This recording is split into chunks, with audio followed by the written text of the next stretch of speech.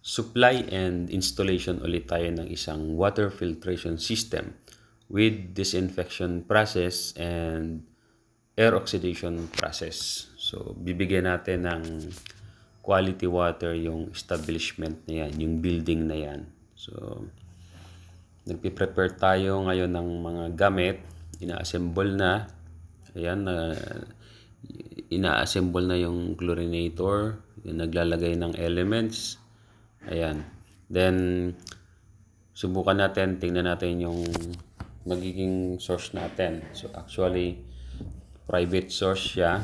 Hindi siya magamit doon sa building. So, ginagamit lang yan pang dilig ng mga halaman.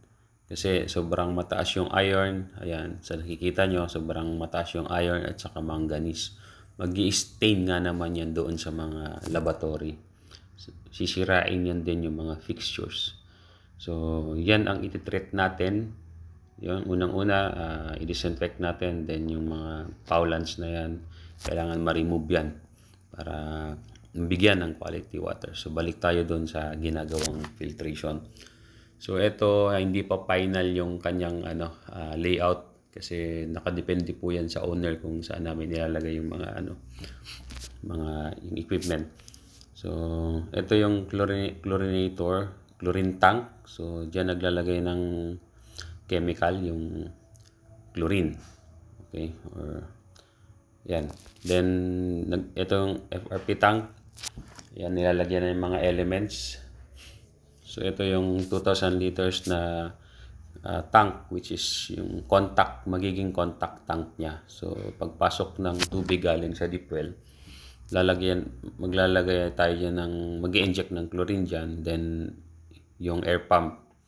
So, air oxidation ang tawag. So, para mag-solidify yung mga iron dyan at maging efficient.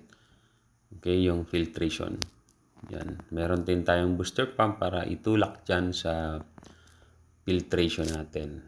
Then, yan. Meron pa tayong ilalagay na polishing filter. So, lagyan natin ng mga 5 micron para talagang paglabas niyan yung tubig ay clear na clear.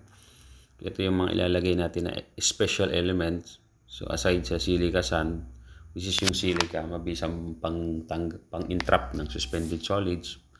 Then, ito meron tayong DMI 65 anthracite.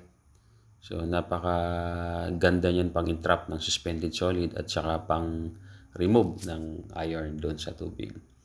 Ayan. So, nilalagay niya na. So, yan, susubukan natin na mabigyan at marami na din naman tayong kinabitan ng ganito at effective naman talaga siya.